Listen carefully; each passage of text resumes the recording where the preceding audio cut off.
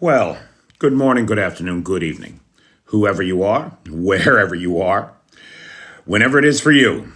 For me, it is just past 11 p.m. That's right, I said 11 p.m. Because I am in Warsaw, and we're an hour earlier here. Hey, Eli. Um, how's everybody doing tonight? Hey, Scotty. I see the peeps are coming in. Here come the peeps. Hey, Akron. How we do? You know what? This is not going to work. It's too light. You can't read anything. Hey, Steve Kennedy. Hey, Bip. Hey, Alice. How you doing? There's Nightshade, everybody. Hey, Nightshade. Hey, Bernard. So, guys, I'll tell you. Hey, Arna. Arna, you'd be proud of me because I am exhausted, right? 17 hours on the bus just to get this thing about not having air travel in Ukraine really sucks. You want to go anywhere. Well, your only option is to take a bus for between, the shortest run is about 15 hours to as much as 24 hours from Kyiv to Warsaw. And then you get on a plane in Warsaw like a normal human being in a civilized society. And you get to where you're going, right? Hey, Seawolf. So that is where I am at, right? So, Arna, you would be proud of me because despite the fact that I am exhausted, despite the fact that I was on a bus for 17 hours and ready to choke the shit out of anybody who looked at me the wrong way, I did 2 kilometers when I got here. Unfortunately, my Mint Mobile, Minternational plan is really letting me down. And I'll tell you, I had a very frustrating experience with their support people. I have no data. Like, the international plan is supposed to give me a gig of data a day. And I have no data. I couldn't even call a cab today to get from the bus station to the Airbnb here. Ugh. And then an hour on support with them. Ugh. Now, somebody asked about, damn you, Ryan Reynolds. Damn your handsome face and jawline. The kid on the phone was very nice, though. I will say that. I'm not very happy with the results right now, but we'll get there. Somebody asked about trains. I have never taken a train from Ukraine to Poland. And the reason why I've never taken a train is because there are a limited number of seats, and their availability they are only made available 3 weeks before your travel date. And then you're like not a bidding war, but you're like fighting the clock to get the tickets for when you need them. It is not, and it is certainly not the kind of thing where you find out about an international conference like the one that I'm attending in Bulgaria, where you find out about it just 3 weeks before, where you even have an opportunity to try to get tickets. It's very difficult. So anything that happens on the fly or happens last minute, I'll tell you, Bip. I think it was Bip that asked about the train. Maybe it was somebody else. I'm sorry, but the very first time, right, when I first came to Ukraine, I'm in Poland and I don't know shit. I've never been in Eastern Europe before. I'm an idiot American. I'm exhausted, Avi. Don't get me wrong. So I'm an idiot American who doesn't speak Polish, who can't read Polish, who doesn't know anything about how to get around Warsaw, or even that there are 2 major train stations here.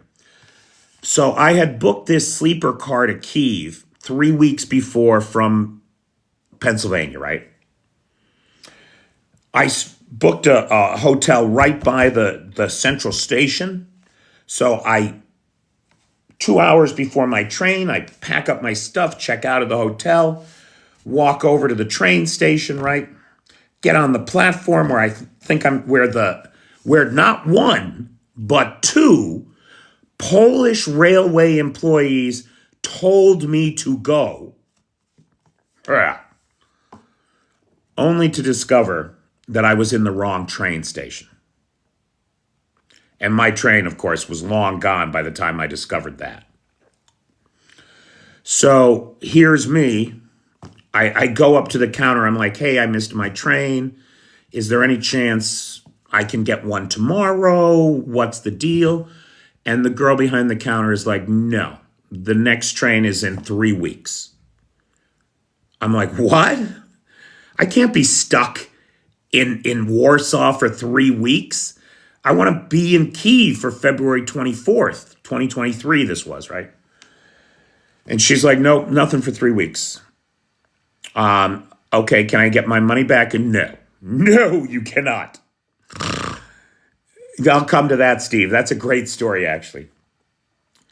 So I figured, look, there must be another way to get there. And I looked up buses, and sure enough, there's like a dozen buses I could get on that night. And that's exactly what I did. I got on a bus at midnight. I went right over to the bus station. I got on a bus at midnight, and 23 hours later rolled into Kyiv. Now, here's the thing about the buses, guys. You want to be real fucking careful about what bus you buy a ticket on in this town. The first time I know nothing. I'm just looking at the schedule. When can I get a ticket? The bus company I chose at random, the bus had no internet access, no recharging stations on the bus. It made, I want to say, 16 stops between Warsaw, Lviv, and Kyiv. So it was a 23-and-a-half-hour nightmare without a toilet. Hey, Courtney Davis. Hey, Debbie. Boy, I'll tell you, it is tough being an American. You have certain expectations of what it is to get around, right? And then you come to Europe and your expectations get shattered.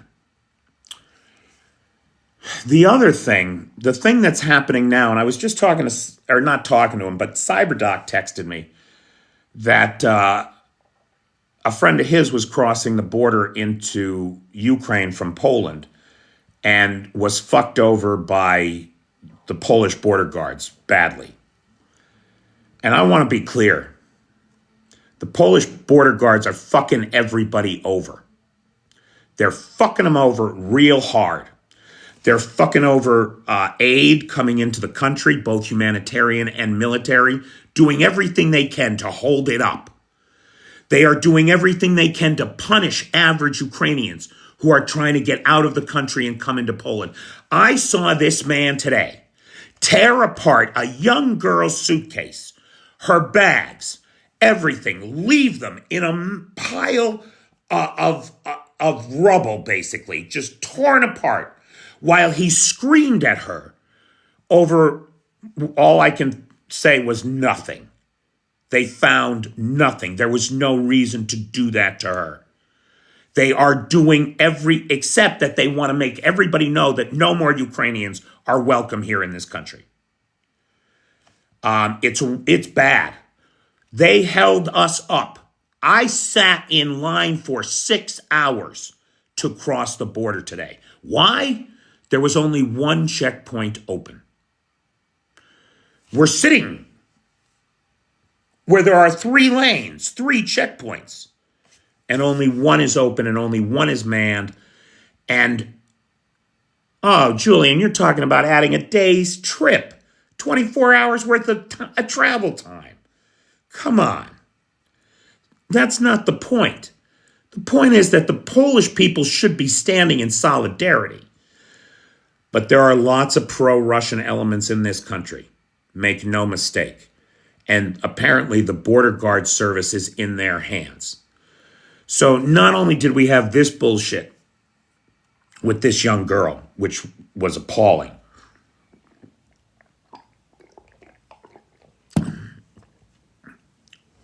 I had left 2 sealed bottles with the receipt from the store, not 100 meters down the road.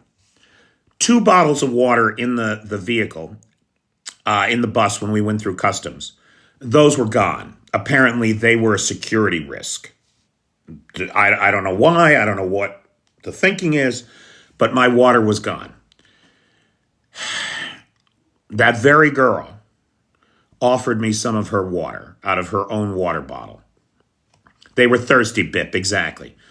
And the 7 packs of cigarettes that were in that bag, also brand new. I'm sure they're being smoked, and the Polish border guards are having a good laugh over that.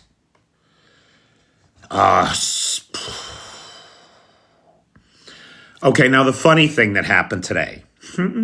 It was funny to me, right? It was funny to me because I knew I was innocent. There was not going to be a problem.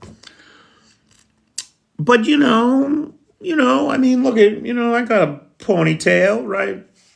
I'm cool. Well, I used to be cool anyway. And right? We're living in the 21st century. The Poles have a new tactic. They're coming on the buses with drug dogs. Now, if you're carrying drugs, that's a problem, right? Of course, I am not carrying drugs. In fact, I hadn't smoked at all since Wednesday. I ran out Wednesday. So that means everything in my bag has been freshly laundered since Wednesday. I myself have showered at least 5 times since Wednesday. And don't you know it, when they come on the bus with the drug dog, boy, it just makes a beeline right to me and just sits right there. So I get pulled right out. And then, Anthony, just because you eat it, don't criticize me. Right? I don't have that kind of luxury right now, pal. Right, Richard? So this is what happens. So they pull me right out of line, and now I have to go through microscopic inspection.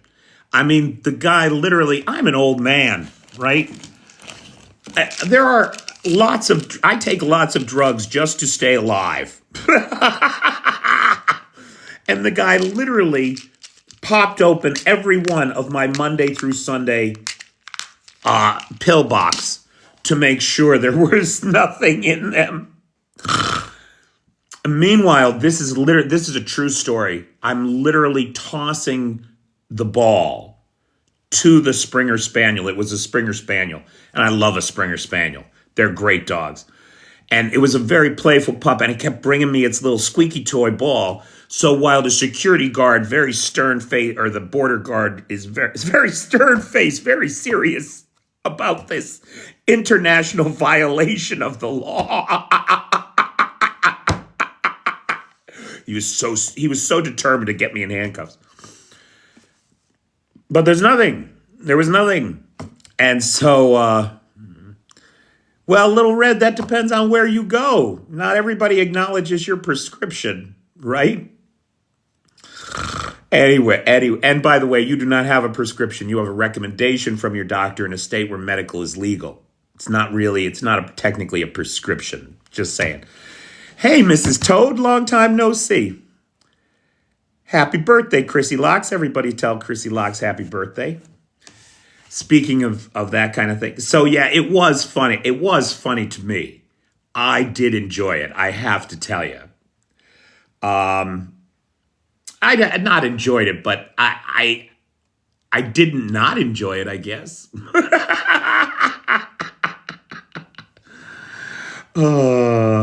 That was on the Polish-Ukrainian border, Mrs. Toad. I'm in Warsaw right now. So for me, it's actually only 11 p.m. instead of midnight like it usually is. And can I tell you how weird it is to see planes in the sky?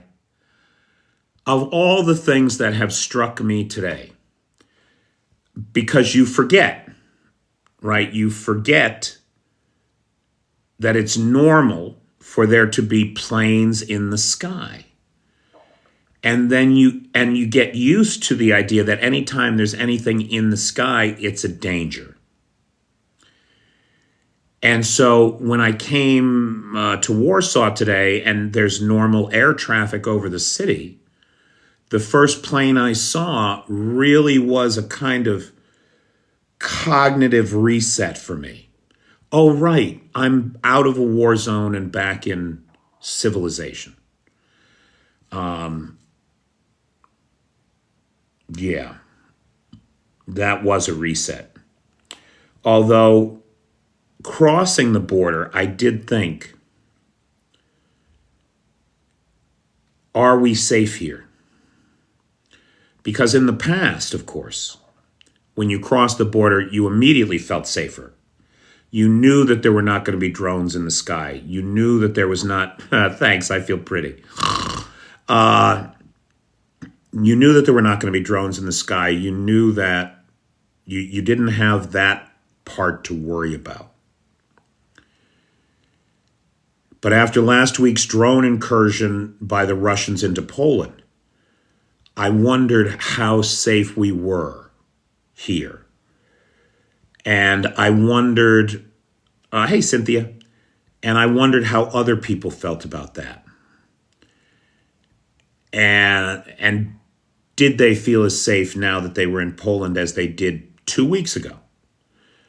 Because in the last 2 weeks, now you think about this, before 2 weeks ago, Article 4, the call for consultation among NATO members, had been invoked 7 times. In the last 10 days, it has now been invoked twice. So we've gone from 7 to 9. That's like 20% of all times that it's been invoked are in the last 10 days. We've seen drone incursions into Poland. We've seen drone incursions into Romania. Now, these were clearly targeted, provocative, reckless, egregious incursions into NATO EU airspace on the part of the Russians. That was followed up by not 1, but 2 manned aircraft incursions into Baltic airspace, NATO airspace, right? So I say 2, and you might be thinking, wait a minute, I only heard about the MiGs that went into Estonia. And that's the first one, right? I think that happened on Friday. 3 Russian MiG-31s that carry the Kinzhal hypersonic ballistic missiles flew with their transponders off so that they could not be identified except visually, right?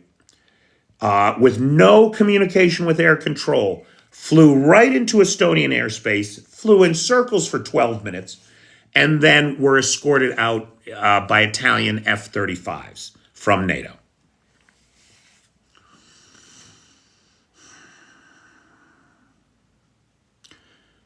That was the first of 2 manned aircraft incursions over the weekend.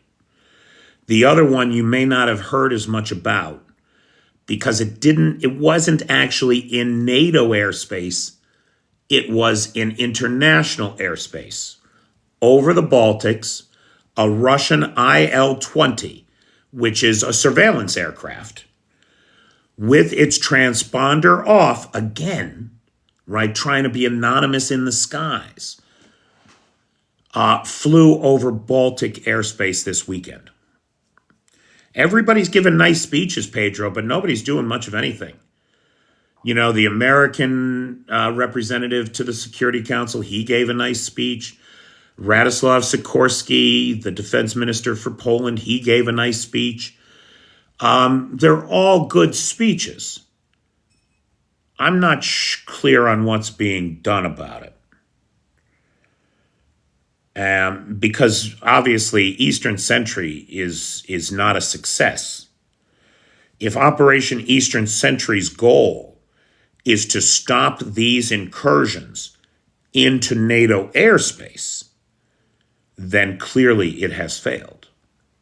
Because we've seen 3 more incursions, since it was conceived.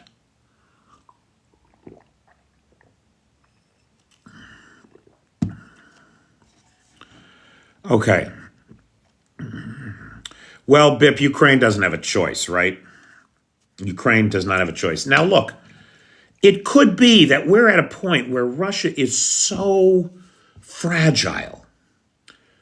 Oh, for the love of Mike, this didn't charge? Oh my God, I swear to God, nothing is going right today. I just looked up, the phone's at 34%, so I don't know if I'm going to make it to the end of the live, despite the fact that I had it charging for the last 2 hours. Ugh. Anyway. Hey, grumpy Canadian.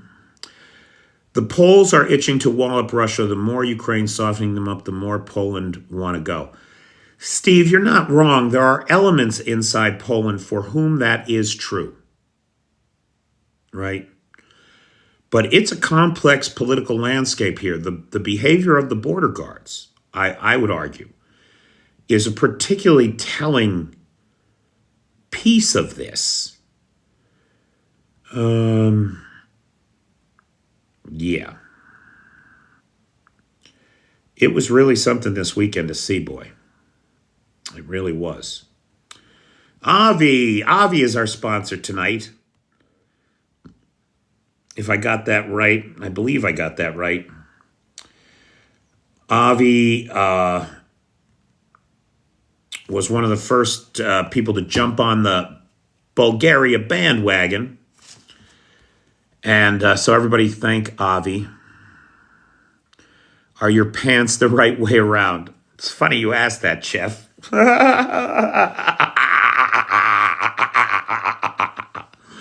All right. Thanks, Bip. So you're not wrong, Steve, right? There are certainly elements inside Poland that are. Then there's a whole bunch of other elements that are frankly in Putin's pocket.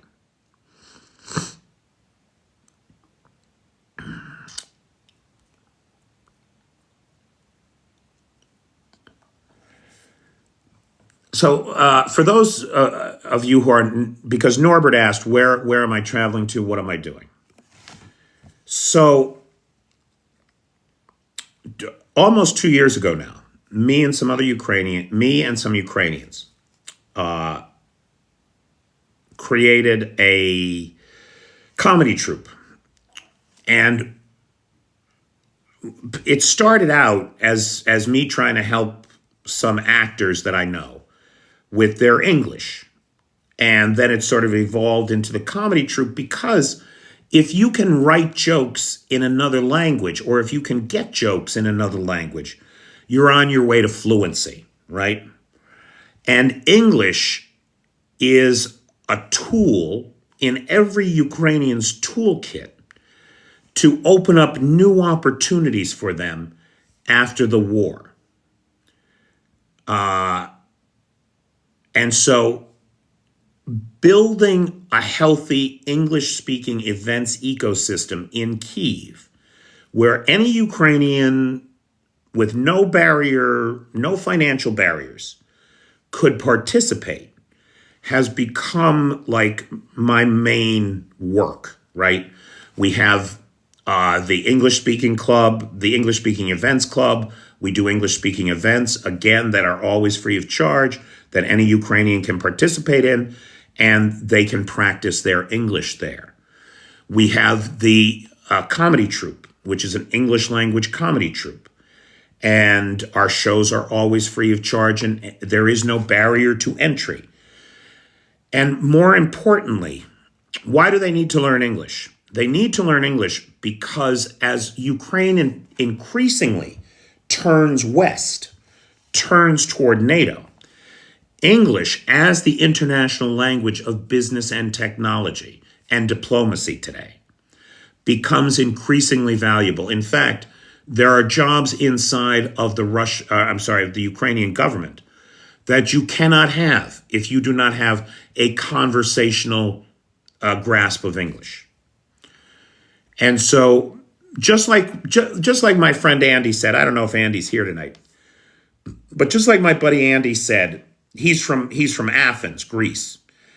And for the Greeks, according to Andy, you're basically considered illiterate if you can't speak English. And it's the international language today. So it's increasingly important for individual Ukrainians, if they want to exploit the opportunities that are coming their way, to have a working grasp of English. And look, I came to Ukraine to try to be helpful, right? And I don't have any military background. I don't have any medical background. I don't have any policy, diplomacy background. The only thing I have are words. And the only language that I have is the English language. And so I have tried to put that to use. And with comedy in particular, in my opinion, it's the litmus test of fluency. If you can get the jokes, if you can write the jokes in a language that is not your own, you have mastered that language or are on your way to mastering that language. And so a great deal of my time has been and it has been the greatest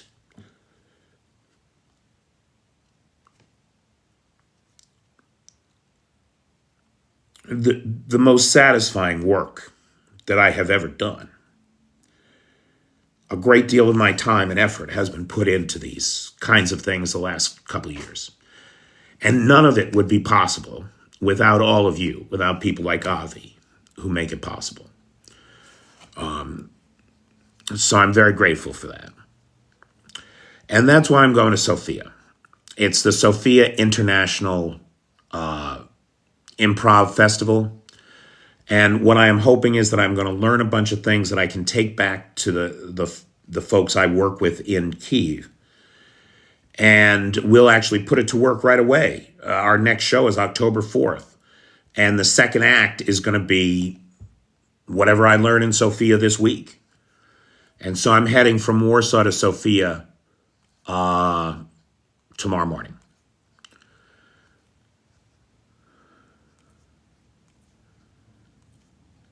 Okay, now, I want to go back here because somebody made a good point. And Jeff, the short answer to your question is, while my pants are the right way around, they are not in my luggage. Not only did I forget to pack a toothbrush, but I also forgot a pair of long pants. I only have 2 pairs of shorts with me. Right, now Mrs. Toad is talking about how she always gets abused by Slovak guards. And that's a thing. But somebody did say, just because the guards are jerks doesn't mean that you have to tie it to Russia. And that's a fair point. That's a fair point to make. Maybe I'm wrong. Maybe it's just anti-Ukrainian sentiment. Maybe maybe they're just tired of the war and they're taking out on the wrong people. But it is not incorrect to say that there is pro-Russian sentiment in this country. We saw the farmers used by Russia badly to block the border for a year.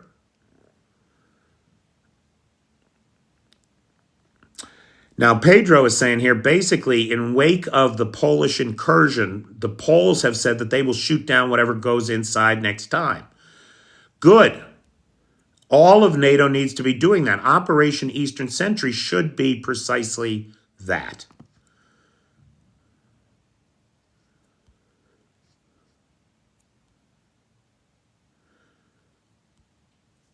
Oh, that was you, LOL, said, just because some guards were mean doesn't mean you have to link it to Russia. It's a fair point. It's a fair point.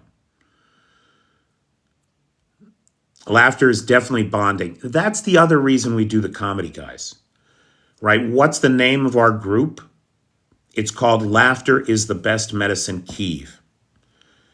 I can't tell you how many people I talk to, they feel guilty if they have a good time. And the Russians are exploiting that. They are. You know, they put images of people in Kyiv, or actually, more often than not, they put up video of people in Moscow partying and claim it's Kyiv. and then say to the Ukrainian soldiers, look, you're dying in a trench for nothing. They've forgotten about you at home.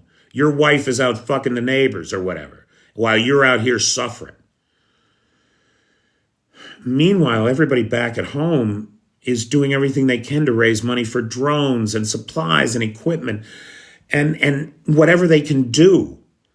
I mean, we had 24 people last year bake. I think in the end it was close to 2,000 cookies that we sent to frontline units that were put in ammo boxes. Put in ammo boxes, and then drones would carry them out to frontline positions and dropped Christmas cookies to these guys in the trenches. Some of you helped with that too. Thank you. And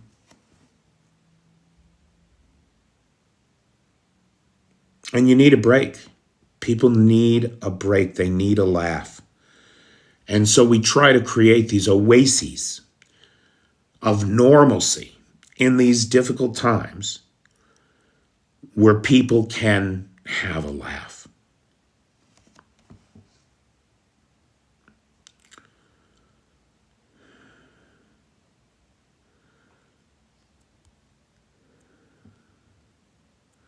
Oh, look at everybody defended me against you, LOL. Guys, everybody chill. You guys are the best. Yeah, ULOL is right. I know very little about Poland. I was thinking about that today because, I was frustrated. I wanted to do a walking tour. And I was thinking, what would I say to people? Because I don't know anything about Polish architecture. I picked up a few things from living in Kyiv, right? But I'm looking at this Polish architecture and I'm like, I don't know if that's Habsburg or Ruthian or what it is. But boy, this is a great town.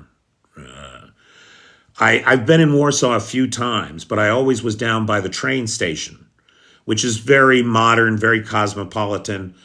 This time, I found a little Airbnb. I think it was like $50 for the night in Old Town, in Old Town, Warsaw.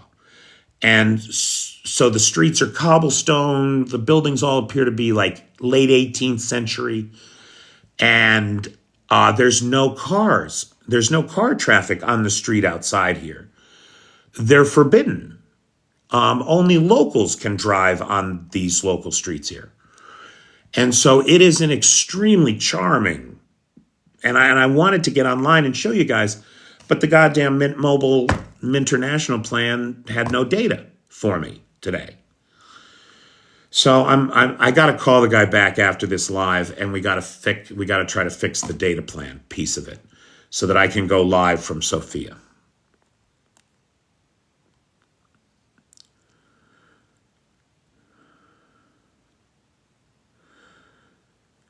So Solar NZ says Ukraine might be prepared to leap forward and reclaim its lands when Russia collapses, perhaps more. Now dig it. Everybody remembers the Kursk incursion, right? August 6th, 2024, Ukraine sends about 18,000 soldiers over the border into Russia, invades Russia for the first time since 1941. And here we are. It's almost October 6th, 2025. It's almost 14 months that you got Ukrainian soldiers waking up and going to bed every day, every night on Russian territory in control of it. 14 months. You know what Putin did today? He sacked the general that was in charge of the northern group of forces. You may remember the number 2 in command was removed from the battlefield recently when his convoy on the way to Rilsk was hit by Ukrainian drones. We think he was the target. That's particularly why that convoy was hit. So he was removed from the battlefield. Now his boss, the commander of the northern forces, has been sacked by Putin, and not just fired from his job, fired from the military, which is very unusual. So he's actually been thrown right out, right? I want to highlight to everybody, you consider how ineffective and how long it took the Russians to eject the main body of Ukrainians from Kursk. Oh, and don't forget the 15,500 North Koreans that came to help, right? That were absolutely instrumental in getting them out of there. And don't forget Donald Trump's Department of Defense cutting off intelligence sharing, which made it possible for the Russians to maneuver without the Ukrainians knowing about it, which is ultimately really what got them out of there. So the ineffective nature of the Russian response to the Kursk incursion, just compare that for a second to what we saw with the breakthrough around Dobrapilla. How quickly Ukrainian counteroffensive forces responded. How quickly they began isolating units and slicing and dicing them out of the front line, out of existence. Until now, we see that entire salient collapsing in the face of righteous Ukrainian wrath. We're saying the same thing around Kupiansk. Everybody was talking about Kupiansk last week. Oh, Kupiansk is half under the control of the Russians. No, it's not. There's another incursion, another group of infiltration units that are all about to be nipped in the bud and sliced and diced out of existence. That's what's happening in Kupiansk. So the northern group, this chaos in the ranks and the firing of generals and the military purges now that the FSB is undertaking are not helping things for the Russians. Definitely not. Definitely not. Hey, Car. Thanks, pal. How's the battery holding up? I'm at 27% and we got 19 minutes. Good. We'll make it. Thanks, Peg.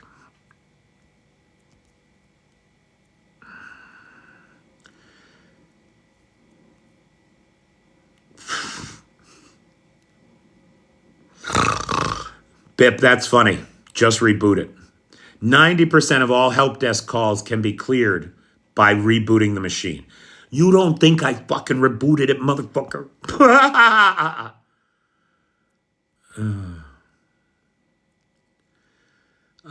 Putin playing the Stalin playbook. Yes, he is. I know you do. Oh, no, I have not heard about that. We got any Danes in here? Where's my Nordic folks? Somebody here is saying, I don't know if that's supposed to be 1 times 2, 1, 2. I don't know what that is. Have you heard about the drones over the airport in Denmark just happened? No. Bip, I'm not aware of a mechanized division of North Koreans being obliterated by Ukraine, 700 men. I'm not aware of any mechanized North Korean divisions in Russia. So I don't know what that is.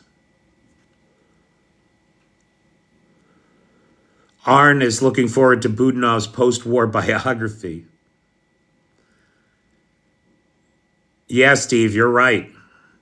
The top brass inside of Russia is increasingly young looking. That is a bad sign. That is a bad sign. Copenhagen airport closed due to drones. Nightshades on it. Yeah, I'm sorry, guys. Bus, no internet, no. Unknown origin. I'm going to be very surprised if they're anything but Russian. Sightings in Oslo and Sweden and Norway. It's... he's just pushing. He's just pushing. And counting on reasonable people in the West and plausible deniability to keep things from escalating. I don't know how long that's going to fly. Okay. So big thanks to Avi, who is the sponsor of tonight's live. Thank you, Avi. Big thanks to Lars, who has the Discord server, Nightshade, who has the Peter's Peeps group on the Book of Faces, and better daily updates than I have these days. For the nitty gritty of the war, the daily grind, I encourage everybody to follow Nightshade. He's really on top of things. And then, of course, big thanks to the moderator team, best moderators on the Tickety Talk. Thank you, guys. And that's Feisty, Maddie, Pete, Jay, and Travis. Okay, now, so questions, comments. Thanks, Charles. Lots of drone hits in Moskva tonight as well. Over the weekend, we saw 2 drone refineries hit, bringing, if I'm not mistaken, I think that brings the total number of refinery hits to 17.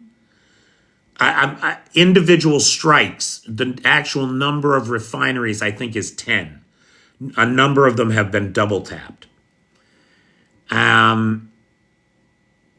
We also saw over the weekend 3 Mi-8 helicopters. Those are transport helicopters. Though I guess they can be dual purpose. You can arm them and use them as gunships. But mostly they're used as transport helicopters. And 3 Mi-8s, I think they're 15 million apiece. And then 1 Nebo-U radar, which is the very high frequency component of the Nebo-M radar system. So a critical targeting acquisition radar. It looks like the Ukrainians at this point have achieved air superiority, right? What has been the hard part of this war? Neither side was able to achieve air superiority. And over the last 18 months, really, it's taken that long. It does appear that Ukraine has been evolving its air superiority capabilities to the point now where it has degraded Russian radars all along the front line to the point where Ukraine can now target Russian frontline positions with virtual impunity. And ladies and gentlemen, I can't think of anything that is going to affect the frontline situation more than that over the coming months. As things get colder and wetter and more difficult for everyone on the front line.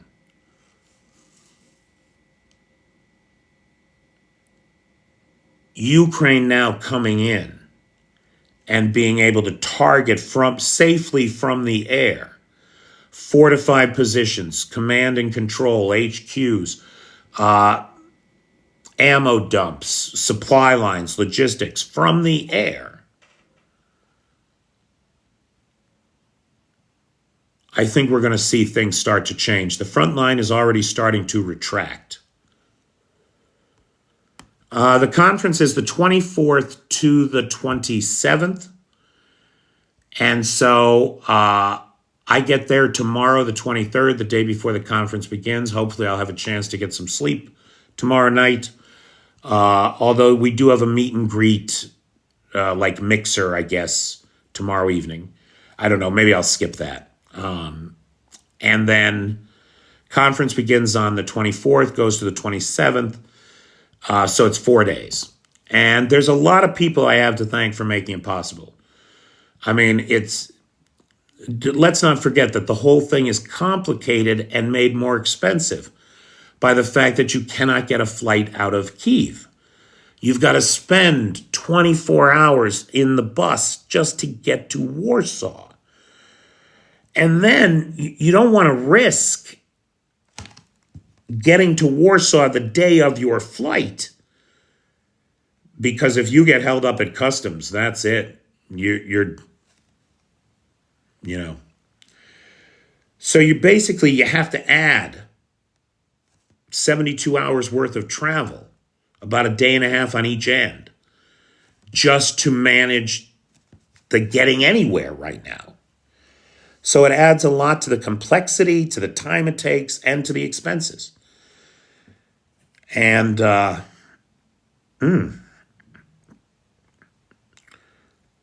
I'm deeply grateful and deeply humbled by the fact that when I brought this idea up to the Patreon folks, like there was like no hesitation from a bunch of people. And y'all that helped out will hear your names in videos from Sophia and sponsorships of the lives from Sophia and everything. So I really appreciate it. Let's hope I learned something. Huh? Let's hope we can do something with it.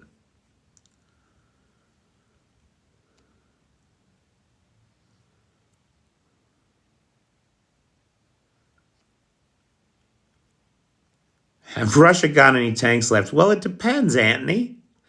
It depends on whether or not you believe them. Because I guess if I'm not mistaken, officially, Russia still has on the books well over 6,000 tanks. The only problem is, what kind of shape are they in? Some of them have been sitting in outside storage for 50 years with their hatches open. They're on the books, but they're not ever going to war again, pal. KB wants to know if now that the Russian people are suffering, will they finally start standing up to Putin and turn him into a light fixture around Red Square? And dude, I don't know the answer to that. Nobody knows when the Russian people will come to their senses, or when they'll come to the end of their rope, or just nobody knows. The Russian people take a lot of beatings, boy. They really can take a lot of beatings. So it's hard to say. And then you got to remember that there's a whole section of Russian population that doesn't believe they're suffering at all. They think they're doing great because they got the big sign-up bonus when they joined the military. They got the big death benefits when the guy never came back. They're wearing fur coats and going out to dinner every night, driving their new Ladas. So they're living high on the hog. So we shall see. Thanks, Bernard. Thanks, Mark. I don't know who Mark is. Mark is a new name with 2 A's. Welcome, Mark.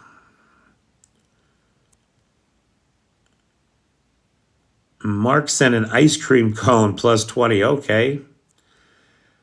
Mark, I would much rather that you join the Patreon. I got to tell you.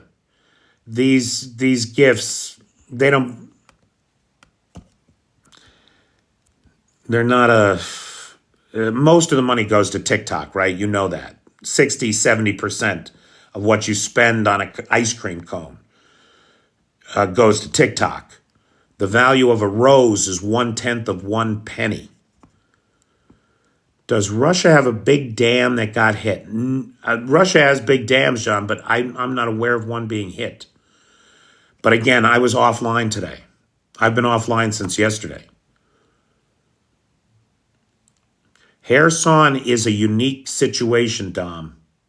You're right. It's a bad scene there.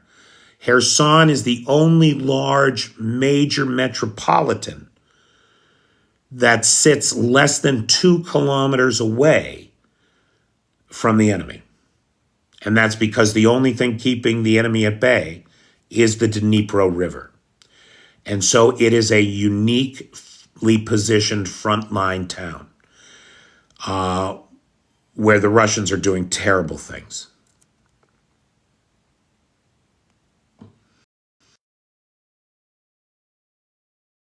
Fuses for art, outlawed per the Geneva proximity fuses for art. Bip, I'm missing something there, pal. I'm not getting that reference. I'm hearing right now that Denmark closed airspace. Yep. I don't have any details on it, Designology. I'll try to have something for tomorrow. Hey, Brandon Krager. How you doing, pal? Jimmy Kimmel. Oh, yeah, that's a great story, boy. It looks like with Jimmy Kimmel, at least for now, he won. This is good news. I'll tell you, I'm a very selfish, stupid person. And honestly, I liked Peacemaker. And I was very disappointed that I was going to miss the last two episodes of this season. Because I just canceled Disney Plus. And I'm not really rushing back, but I do want to see the last two episodes of the season. So I'm kind of glad that I don't have to compromise my moral integrity to catch the last two episodes of Peacemaker.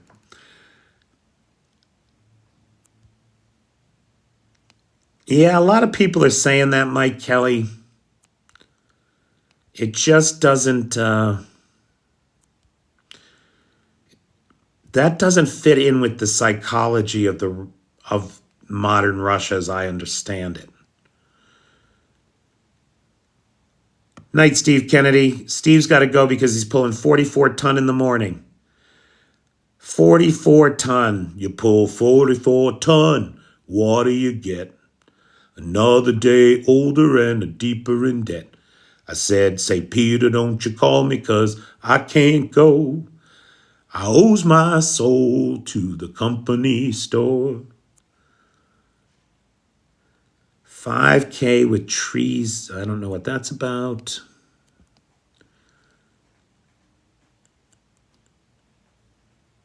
Battery is at 20%. We're going to make it. We got 4 minutes. Oh, artillery. Oh, okay. So what was the question? Proximity fuses with artillery outlawed?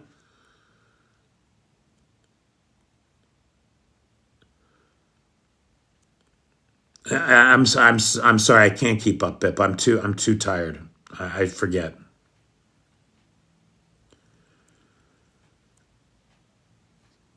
When will Trump start pushing people out of windows?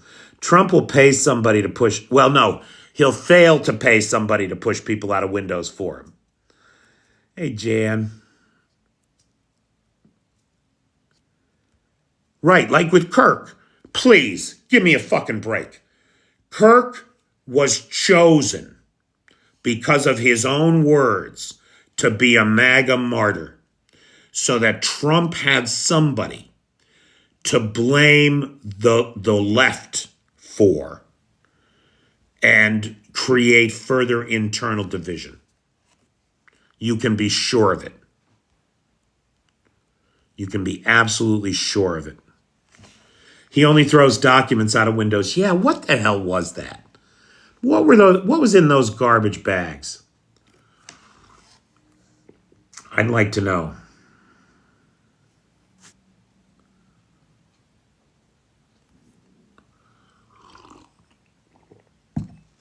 Okay. So just before we wrap up here, big thanks to Avi, who is the sponsor of tonight's live. Big thanks to Nightshade, who has the Peter's Peeps group on the Book of Faces, Lars, who has the Discord server, and of course, the best moderator team on the Tickety Talk. I am absolutely exhausted. It is 23:58. The phone is at 19%. I am at 18%. And so I'm going to call it a night. Ladies and gentlemen and other non-binary folks, thanks so much for being here tonight. For everybody who canceled Disney Plus and Hulu, I think we all did the right thing. And I hope that just like the Dobropilla breakthrough and the Sumy pushback and the Kupiansk elimination is seeing the tide of battle turn on the front line in Ukraine. The reinstatement of Jimmy Kimmel is emblematic of a change, a turning tide against Donald Trump and his bootlicking fascist nonsense in the United States, and a return to normalcy for our great republic. Because I'm really a big fan of America. And it breaks my heart every day to see these pieces of shit tell you what America is when that is not what America is. So thanks, everybody. Make it a great day.